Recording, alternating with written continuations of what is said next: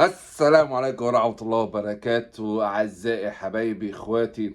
بقالي كتير ما بعملش فيديوهات، بس طبعا كانت شوية ظروف وعدت، وبعدين عندنا المرحلة الجاية ديت هنبتدي نطلع بفيديوهات ونحاول نتكلم معاكم ونشارككم الآراء ووجهات نظر. كل واحد بيبقى عنده وجهة نظر بيحاول يوصلها، ونتقبل النقد ونتقبل إن أي تعليق في حدود الاحترام وفي حدود الأدب، ونتناقش وما عنديش اي مشكله في المواضيع. طبعا انا عندي موضوعين تقريبا هتكلم فيهم دلوقتي.